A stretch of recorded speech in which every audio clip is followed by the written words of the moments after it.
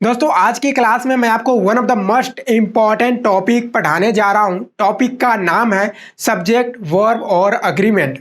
Subject आप सब लोग को पता है सब्जेक्ट क्या होता है। काम करने वाला या जिसके बारे में कुछ चर्चा चल रही होगी वह सब्जेक्ट कहलाएगा। वर्ब जो कि किसी एक्शन को बताएगा जिससे किसी काम करने या होने का पता चलेगा, तो वह वर्ब होगा। और अग्रीमेंट, अग्रीमेंट का मतलब होता है समझौता।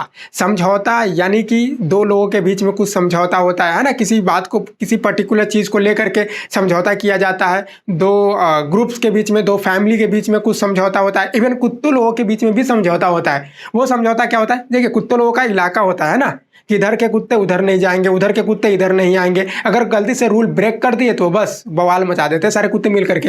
हाँ, तो दो देशों के बीच में भी कुछ समझौता होते हैं। तो कुछ इसी तरीके से इंग्लिश में भी कुछ समझौता होता है। इंग्लिश में क्या समझौता होता है? सब्जेक्ट और वर्ब के बीच में एक समझौता होता है और इसी समझौते को सिंटेक्स कहा जाता है। समझौता अब क्या है, इन सबको आप पूरे वीडियो में समझेंगे। हेलो दोस्तों, मैं निकेत कुमार बहुत बहुत स्वागत करता हूं आपका अंग्रेजी सीखो यूट्यूब चैनल पे। दोस्तों, सब्जेक्ट वर्ब के बीच में क्या अग्रीमेंट है, इसको समझने से पहले मैं चाहता हूं कि आप थोड़ा इसके बेसिक्स को समझ लीजिए। मैंने आपको ऑलरेडी बता चुका है कि सब्जेक्ट में या तो नाउन होगा या फिर प्रोनाउन होगा। यही दो चीज़ें होती है सब्जेक्ट में। इसके अलावा सब्जेक्ट में कोई भी चीज़ें नहीं होती है। या तो फिर नाउन होगी या फिर प्रोनाउन होगी। क्यों? क्योंकि किसी व्यक्ति के बारे में बात होगी या किसी चीज़ के बारे में चर्चा हो रही होगी, तो यही सब्जेक्ट कहलाएगा। इसके अलावा सब्जेक्ट कुछ नहीं होगा। यहाँ पर दोस्तों नाउन और प्रोनाउन के अंदर में भी तीन चीज़ें हो सकती है। या तो फिर वह व्यक्ति एक हो सकता है, या एक से अधिक हो सकता है, या फिर चीज़ें जो है वो अनकाउंटेबल हो सकती है, जिसको आप गिन नहीं सकते हैं। तो ये तीन चीज़ें सब्जेक्ट में हो सकती है। अब यहाँ पर एक, अगर व्यक्ति एक रहेगा तो उसके लिए एक सिंगुलर है, और व्यक्ति अगर एक से अधिक रहेगा तो वह प्लूरल माना जाएगा। और जिस चीज़ों को आप गिन नहीं सकते हैं उसके लिए अनकाउंटेबल नाउन होते हैं। तो यहाँ पर सिंगुलर में अगर यहाँ पर दिया हुआ एग्जाम्पल आई, आई का मतलब होता है मैं, यानी कि यहाँ पर व्यक्ति कितने हैं? एक है, मात्र एक है। दूसरा एग्जाम्पल दिया हुआ है यू, यू का मतलब होता है तुम, तो तुम यहाँ पर कितने लोग हैं? एक ही लोग हैं। उसके बाद नीचे है बॉय, बॉय यहाँ पर कितने हैं? एक ही लड़का है, एक ही लड़के के बारे में बात हो रही है। टेबल, एक ही टेबल है। राम, एक ही पर्सन है। यहाँ पर प्लूरल में वी का मतलब हम लोग, हम लोग यहाँ पर दो भी हो सकते हैं, तीन भी हो सकते हैं। तो एक से अधिक है, तो चीज़ें एक से अधिक है तो उसके लिए प्लूरल। उसी तरीके से यू, तो यू का मतलब तुम भी होता है, एक व्यक्ति भी होता है, और तुम लोग भी होता है। तो एक से अधिक लोग भी हो सकते हैं यहाँ भी, तो यह भी प्लूरल में होता है। बॉयज़, यहाँ पर एक से अधिक लड़के के बारे में बात हो रही है, पता नहीं है कितने लड़के हैं लेकिन एक से अधिक है। टेबल्स, एक से अधिक है टेबल्स, टेबल्स। और राम एंड मदन, तो यहाँ पर दो पर्सन है जो कि प्लूरल है। काउंटेबल में कैसे वर्ड्स आ सकते हैं? वाटर, पानी, पानी को आप गिन सकते हैं? नहीं गिन सकते, अनकाउंटेबल है। मिल्क, दूध को आप गिन सकते हैं? नहीं गिन सकते। ऑनेस्टी, ऑनेस्टी का मतलब होता है ईमानदारी। ईमानदारी किसी की क्वालिटी बताती है, किसी पर्सन की या किसी भी चीज़ की हो सकती है, तो इसको भी आप नहीं गिन सकते। लव, लव का मतलब होता है प्यार, प्यार को आप गिन सकते हैं? नहीं गिन सकते। नेक्स्ट है हेट, हेट को भी आप नहीं गिन सकते। घृणा, नफरत, नफरत को नहीं गिन सकते। दोस्तों, जिस तरीके से सब्जेक्ट में सिंगुलर और प्लूरल होता है, उसी तरीके से वर्ब में भी ऐसा होता है, सिंगुलर एंड प्लूरल। लेकिन दोस्तों यहाँ पर एक चीज़ आप समझिए, वर्ब में सिंगुलर एंड प्लूरल यह डिफाइन नहीं करता है कि वहाँ पर कितने लोग हैं। ठीक है, ये यहाँ पर verb singular and plural form होता है। वर्ब का सिंगुलर एंड प्लूरल फॉर्म होता है, प्लूरल फॉर्म होता है। क्योंकि नाउन में आपने जाना कि अगर मैं बोलूँ कि बॉय तो एक लड़का, अगर मैं कहूँ बॉयज़ तो एक से अधिक लड़का। लेकिन वही अगर मुझे यहाँ पर गोज है, एक एग्जाम्पल गोज है, गोज का मतलब जाना, और गो, तो गो से एक से अधिक जाना कैसे हो सकता है? तो दोस्तों एक्शन को आप एक से अधिक थोड़ी ना कह सकते हो, तो इसको फॉर्म कहा गया है। यह सब्जेक्ट के अनुसार यूज होता है सेंटेंस में। अब कैसे यूज होता है अभी आपको आगे पता चलेगा। अभी आप चीज़ों को समझिए। वर्ब का एक सिंगुलर फॉर्म होता है और एक प्लूरल फॉर्म होता है। यहाँ पर सिंगुलर में आप देख सकते हैं कि इज एक सिंगुलर है और आर एक प्लूरल है। जहाँ पर एक से अधिक लोग होगा वहाँ पर आर का प्रयोग होगा। हैज़ सिंगुलर है, singular form. Have plural form. Does singular form है और डू प्लूरल फॉर्म है। उसी तरीके से गोज सिंगुलर फॉर्म है और गो प्लूरल फॉर्म है। यहाँ पर आपको एक चीज़ समझना है दोस्तों कि यहाँ पर आप देख रहे हैं कि ये जो टेबल है, टेबल यहाँ पर नाउन में आप देखोगे कि टेबल है जिसके अंत में एस या एस नहीं लगा हुआ है, तो यह सिंगुलर है। और वही आप वर्ब में आते हो तो वर्ब में वर्ब के अंत में अगर एस या एस लगा हुआ है तो यह एक सिंगुलर है। जस्ट नाउन का उल्टा हो रहा है।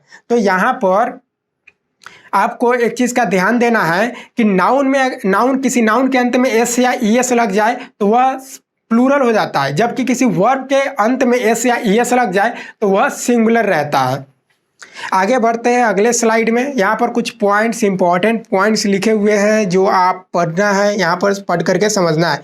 देखिए, सिंगुलर सब्जेक्ट के साथ सिंगुलर वर्ब का प्रयोग होता है तथा प्लूरल सब्जेक्ट के साथ प्लूरल वर्ब का प्रयोग होता है। ये कंडीशन नंबर 1 है, ये अग्रीमेंट है, ये अग्रीमेंट है। सब्जेक्ट और वर्ब का यही अग्रीमेंट है, सिंगुलर सब्जेक्ट के साथ सिंगुलर वर्ब और प्लूरल सब्जेक्ट के साथ प्लूरल वर्ब। उसके बाद आता है अनकाउंटेबल नाउन के साथ सिंगुलर वर्ब का प्रयोग किया जाता है। जी हाँ दोस्तों, अनकाउंटेबल नाउन, मान के चलिए कि अगर आपको कहना है कि पानी गंदा है तो आप क्या कहते हो? The water is dirty. आप यहाँ पर द वाटर के साथ आर का प्रयोग नहीं कर सकते, आर का प्रयोग आप बिल्कुल भी नहीं कर सकते, यह सेंटेंस आपका गलत हो जाएगा। उसके बाद अगला पॉइंट है मॉडल वर्ब, जैसे कि shall, will, can, would, should, etc। Modal verb जितने भी होते हैं ना, उन सब का प्रयोग सिंगुलर तथा प्लूरल दोनों के साथ एक समान होता है। तो ये 3 पॉइंट्स जो कि काफ़ी बेसिक है, आपको ध्यान में रखने हैं। अब मैं आपको एग्जाम्पल्स के साथ इसके जो सब्जेक्ट वर्ब का जो भी एग्रीमेंट है उसको मैं समझाने वाला हूं। दोस्तों, एग्जाम्पल की ओर बढ़ने से पहले मैं चाहता हूं कि आप थोड़ा सिंगुलर नाउन और प्लूरल नाउन और सिंगुलर वर्ब और प्लूरल वर्ब के बीच में थोड़ा सा और आप अच्छे से समझ लो। इसके लिए यहाँ पर एक पॉइंट्स लिखा हुआ है, सामान्यतः नाउन के अंत में एस या ईएस लग जाए तो वह प्लूरल बन जाता है। दोस्तों, हर बार जरूरी नहीं है कि नाउन के अंत में एस या एस लग जाए तो वह प्लूरल होगा। नाउन के प्लूरल बनाने के काफ़ी सारे नियम होते हैं और उन सब नियमों के बारे में हम फिर कभी दूसरे वीडियो में बात करेंगे। यहाँ पर हम नॉर्मली जो बेसिक चीज़ें होती है उसके बारे में बात कर रहे हैं। तो नॉर्मली जो हम लोग नाउन के अंत में एस या एस लगा देते हैं तो वह प्लूरल बन जाता है, और वही वर्ब के अंत में एस या एस लगा देते हैं तो वह सिंगुलर बन जाता है। यानी नॉर्मल जो भी नाउन होता है वह सिंगुलर फॉर्म में होता है और नॉर्मल जो वर्ब होता है वह प्लूरल फॉर्म में होता है। तो यहाँ पर कुछ एग्जाम्पल देख लीजिए। Boy singular noun, boys plural noun. Class singular noun और classes plural noun. Army singular noun और आर्मीज प्लूरल नाउन। अब यहाँ पर इधर वर्ब का इधर बॉक्स है, वर्ब का इधर टेबल है। देखिए यहाँ पर डू प्लूरल वर्ब और डज सिंगुलर वर्ब। उसी तरीके से यहाँ पर थोड़ा सा मिस टाइप है, यहाँ पर आर होना चाहिए था, आर क्योंकि प्लूरल है और इधर इज सिंगुलर है। गो प्लूरल वर्ब और गोज सिंगुलर वर्ब। एग्जाम्पल की ओर बढ़ते हैं दोस्तों। पहला एग्जाम्पल है, यह आम बहुत मीठा है। हिंदी वाले सेंटेंस को आपको उतना नोटिस नहीं देना है, हिंदी वाला सेंटेंस सिर्फ आपको समझाने के लिए यहाँ पर लिखा गया है। आपको सिर्फ इंग्लिश वाले सेंटेंस को ध्यान देना है। दिस मैंगो सब्जेक्ट क्या है? यह तो सब्जेक्ट है ना, और सब्जेक्ट एक आम है, आम यहाँ पर एक है, सिंगुलर सब्जेक्ट है तो यहाँ पर सिंगुलर वर्ब होना चाहिए था, यहाँ पर आर जो कि एक प्लूरल वर्ब है। तो इसलिए यह सेंटेंस गलत हो गया क्योंकि सिंगुलर सब्जेक्ट के साथ सिंगुलर वर्ब का यूज होगा। दूसरा सेंटेंस है यहाँ पर, this mango is very sweet. This mango subject singular है और इज भी वर्ब भी यहाँ पर सिंगुलर है, तो यह सेंटेंस सही है। दूसरा सेंटेंस है, तुम्हारा भाई उन लोगों को पढ़ाता है। तुम्हारा भाई, योर ब्रदर, कितने लोग हैं? एक लोग है तो सिंगुलर। उसके बाद पढ़ाता है, काम क्या हो रहा है? पढ़ाना, टीच, तो यहाँ पर सिंगुलर सब्जेक्ट के साथ सिंगुलर वर्ब का यूज होना चाहिए था, सिंगुलर वर्ब का यूज होना चाहिए था, लेकिन टीच यहाँ पर क्या है, प्लूरल है, प्लूरल वर्ब है, तो यह सेंटेंस इसलिए यह गलत है। ओके, उसके बाद अगला सेंटेंस है योर ब्रदर, सिंगुलर है, टीचेज यह भी एक सिंगुलर वर्ब है, देम तुम्हारा भाई उन लोगों को पढ़ाता है, सेंटेंस बिल्कुल करेक्ट है। अगला सेंटेंस है उसका कुत्ता रात को भौंकता है, उसका कुत्ता हिज डॉग। उसके बाद वर्ब क्या होना चाहिए था, भौंकना के लिए होता है बार्क, और बार्क अगर लगा दिए यहाँ पर तो वार्क जो कि एक नॉर्मल फॉर्म में है तो यह प्लूरल है, प्लूरल है, तो सिंगुलर सब्जेक्ट है और प्लूरल वर्ब है, तो सेंटेंस गलत होगा। यहाँ पर his dog singular subject, barks singular verb, तो सेंटेंस सही है। अगला सेंटेंस है तुम फुटबॉल खेल रहे थे, you was playing football. You subject है, खेलने का काम कौन कर रहा है, तुम, और यू के साथ वाज का प्रयोग किया गया है, तो यहाँ पर वाज नहीं, यहाँ पर वर का यूज होगा। दोस्तों यू एक्सेप्शंस में आता है, यू के साथ हमेशा वर का, हमेशा प्लूरल वर्ब का ही यूज होता है। तो आई एंड यू एक्सेप्शन में आते हैं, इसके साथ हमेशा प्लूरल वर्ब का यूज होता है। तो यहाँ पर you were playing football, subject और वर्ब प्लूरल, सेंटेंस सही है। उसके बाद अगला सेंटेंस है मोहन और रोहन सिनेमा जा रहे हैं, सिनेमा देखने जा रहे हैं। यहाँ पर Mohan and Rohan plural subject, plural subject है, तो वर्ब क्या होना चाहिए था, यहाँ पर प्लूरल होना चाहिए था, है ना, प्लूरल होना चाहिए था। इज जो कि एक सिंगुलर वर्ब है, तो यह सेंटेंस गलत है। उसके बाद Mohan and Rohan are going to the cinema, Mohan and Rohan plural subject plural verb, sentence बिल्कुल परफेक्ट है। अगला सेंटेंस है एक काली और सफ़ेद गाय खेत में चर रही है। देखते हैं इसका, a black and white cow, a black and white cow are grazing in the field, ये सेंटेंस है, a black and white cow are grazing in the field. Subject यहाँ पर क्या है, a black and white cow, कितने गाय के बारे में बात हो रही है, गाय यहाँ पर एक ही गाय के बारे में बात हो रही है जो कि दो कलर का है, एक कलर उसका ब्लैक है और एक कलर उसका वाइट है, ठीक है, तो एक ही गाय के बारे में बात हो रही है, तो यहाँ पर सिंगुलर वर्ब का प्रयोग होना चाहिए था, इसलिए यह सेंटेंस गलत है। यहाँ पर सिंगुलर वर्ब का यूज किया गया है, इसलिए यह सेंटेंस सही है।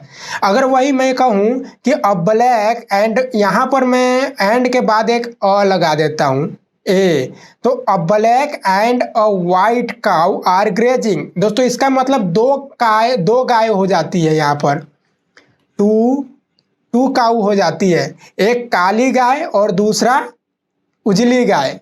एक काली गाय के बारे में बात कर रहा होता हूँ और एक उजली गाय के बारे में बात कर रहा हूँ, तो गाय दो है, तो अगर यहाँ पर आर का यूज करेंगे तब ये सेंटेंस सही है, लेकिन यहाँ पर ए नहीं है, तो इस बात का ध्यान रखना है कि जब भी अगर आपको एक चीज़ के बारे में बात करना है तो वहाँ पर आर्टिकल आपको एक ही यूज करना है।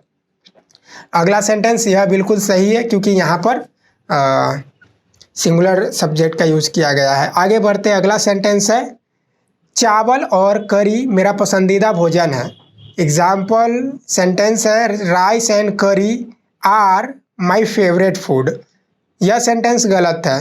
गलत क्यों है दोस्तों, देखिए नाउन में होता है ना कि जब दो चीज़ें, कोई चीज़ें जो होती है जो जोड़े के रूप में इस्तेमाल किए जाते हैं, जैसे कि चावल, करी, ब्रेड, मक्खन, ब्रेड पकौड़ा, तो इस तरीके के जो चीज़ें होती है एक जोड़े में यूज किए जाते हैं, तो इनके साथ हमेशा सिंगुलर वर्ब का यूज होता है। तो यहाँ पर राइस एंड करी इज सिंगुलर वर्ब है, माय फेवरेट फूड, सेंटेंस सही है।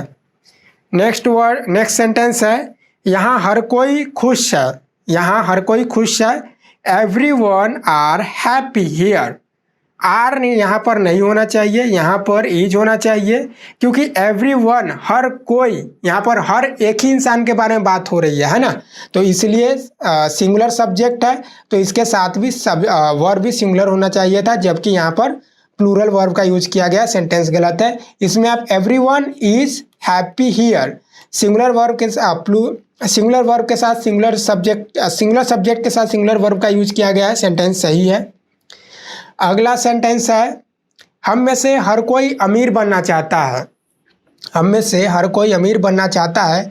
Each of us want to be rich. Each of us want to be rich. यहाँ पर सेंटेंस गलत है। गलत क्यों है? क्योंकि ईच ऑफ अस के साथ वांट्स का प्रयोग होता है, जो कि सिंगुलर वर्ब का यूज होता है। ईच ऑफ अस मतलब हम में से प्रत्येक, सब्जेक्ट सिंगुलर का सेंस आ रहा है, तो यहाँ पर सब्जेक्ट सिंगुलर है तो वर्ब भी सिंगुलर का यूज होगा। Each of us wants to be rich.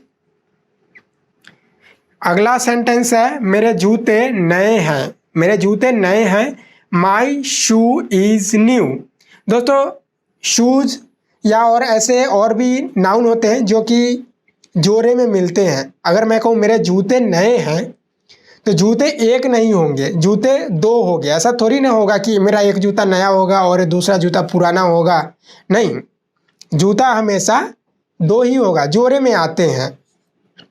तो इसीलिए यहाँ पर माई शूज आर न्यू। दोस्तों, अगर आपको आज की क्लास से कुछ नया सीखने को मिला है तो प्लीज़ वीडियो को लाइक कर दीजिए। इंग्लिश सीखनी है तो चैनल को सब्सक्राइब कर दीजिए। हम आपसे मिलते हैं एक और नए इंग्लिश के एक और लेसन में। तब तक के लिए ऑल द बेस्ट।